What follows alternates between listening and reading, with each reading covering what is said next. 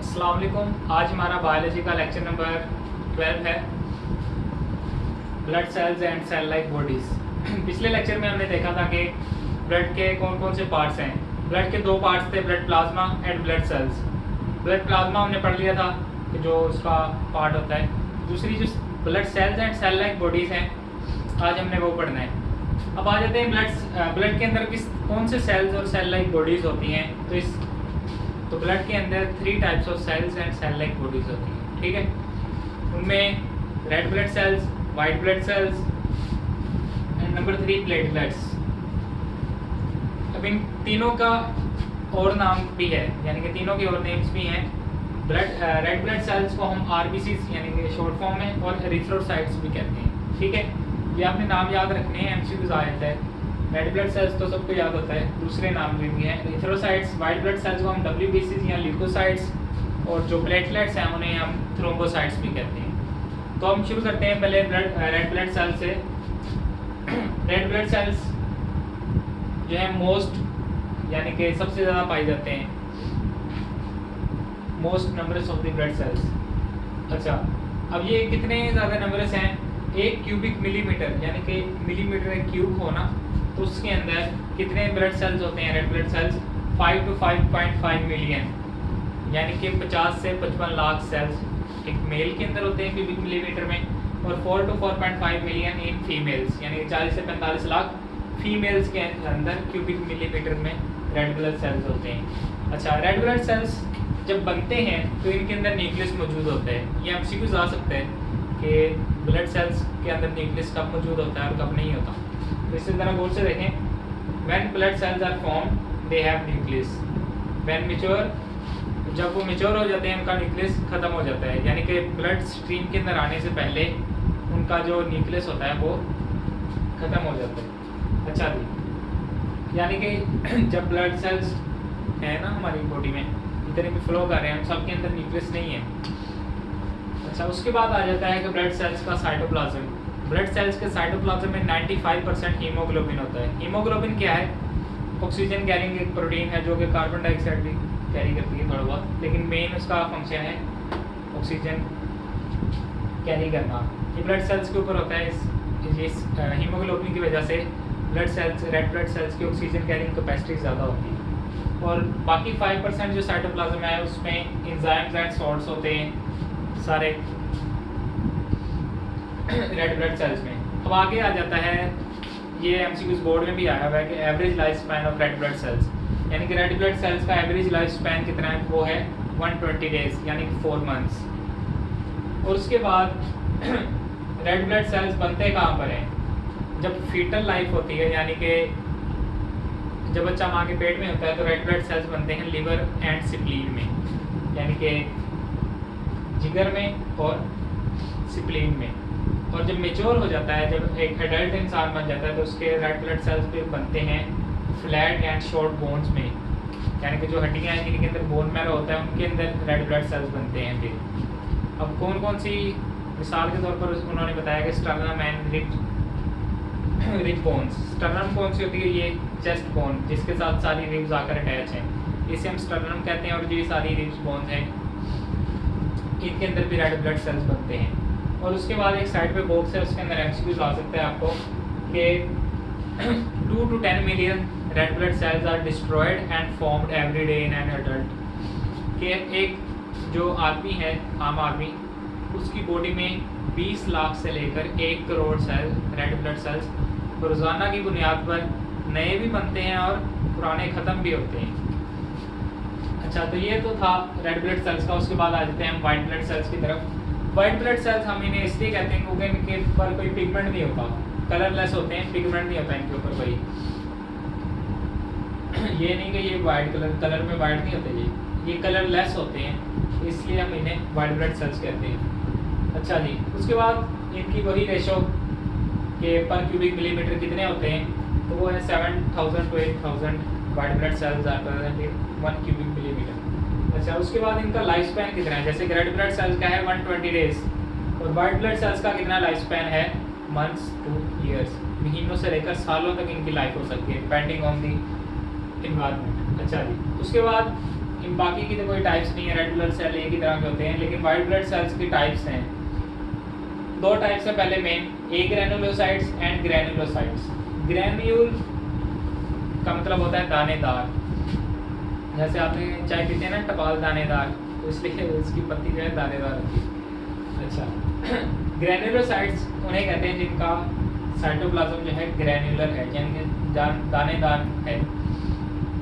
और ए ग्रैनुलोसाइट्स जिनका साइटोप्लाज्म बिल्कुल क्लियर है, उसके अंदर कोई भी रफ यानी कि चीज़ें नहीं है।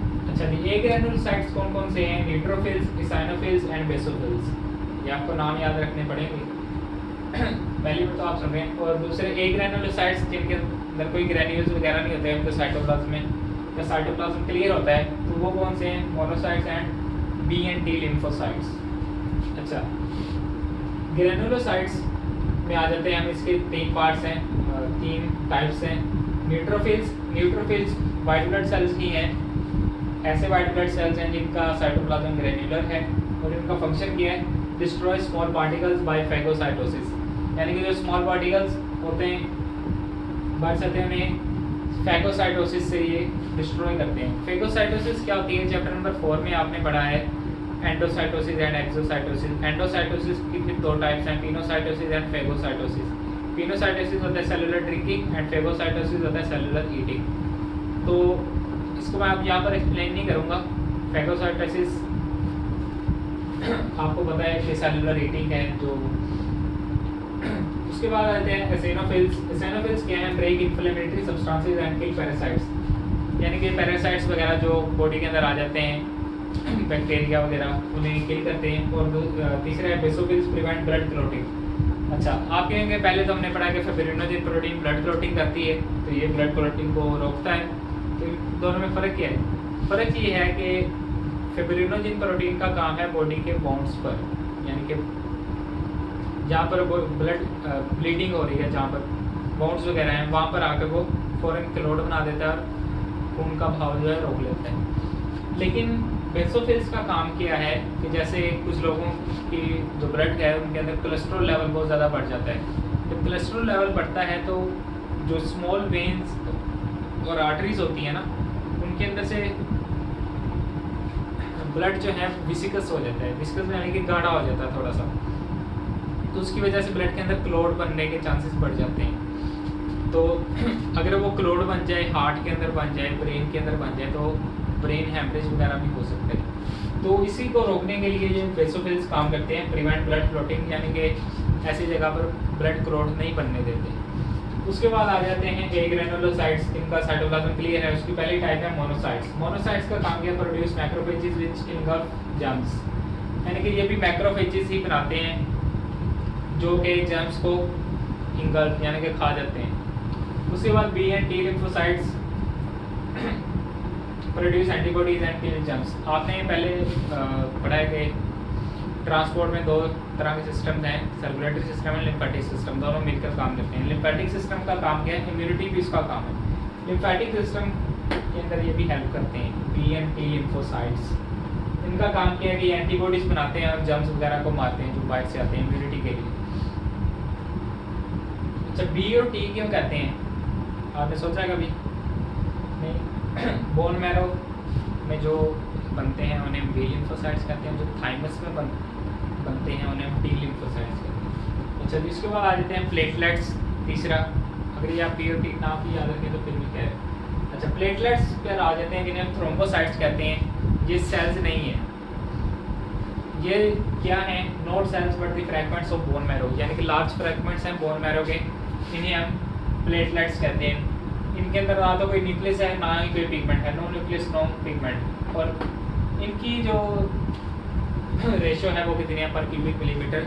250,000, यानी कि 2.5 लाख पर क्यूबिक मिलीमीटर होते हैं। इनका लाइफ स्पैन कितना है? इनका लाइफ स्पैन बहुत ही कम है, 7 to 8 डेज, 7 से 8 दिन। ये एमसीक्यूज आ सकते हैं, आपने याद रखना है। उसके बाद हेल्प्स इन ब्लड क्लॉटिंग, जो ब्लड क्लॉट्स वगैरह बनते हैं उनमें प्लेटलेट्स हेल्प करते हैं, यानी कि ब्लड फ्लो रोकते हैं बाउंड्स वगैरह से। अच्छा जी, अभी तो डेंगू फीवर तकरीबन ख़त्म ही हो गया, लेकिन आज से 4-5 साल पहले था डेंगू फीवर अपने अरूज पर।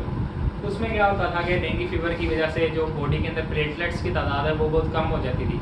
अब जब प्लेटलेट्स कम हो जाते हैं तो ब्लड क्लॉटिंग के चांसेस भी, यानी कि अगर कोई वाउंड बन जाए तो ब्लड क्लॉट नहीं बनेगा जल्दी फिर, क्योंकि प्लेटलेट्स नहीं है।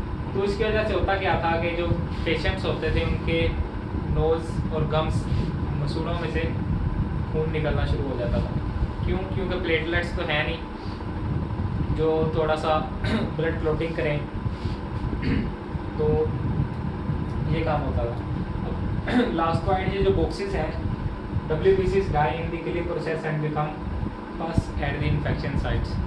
ये एक बॉक्स दिया हुआ है आपका वाइट ब्लड सेल्स में। वाइट ब्लड सेल्स का काम आपको पता है कि इम्यूनिटी है, यानी कि इन्होंने जम्स के खिलाफ लड़ना है। लेकिन कुछ ऐसे वाइट ब्लड सेल्स जो जम्स के खिलाफ लड़ते हुए जाम शहादत नोश कर लेते हैं, शहीद हो जाते हैं, तो वो क्या होते हैं, पस बन जाते हैं। वो वाइट ब्लड सेल्स के जनाजे ही होते हैं जो इन्फेक्शन साइट्स के ऊपर आ जाते हैं, ठीक है, वाइट कलर में। वो असल में वाइट ब्लड सेल्स के जनाजे होते हैं, उसी को हम पास सेल्स कहते हैं। होपफुली आपको आज का ये लेक्चर समझ आया होगा। आपने इनके नाम अच्छी तरह याद रखने हैं। अल्लाह हाफिज़।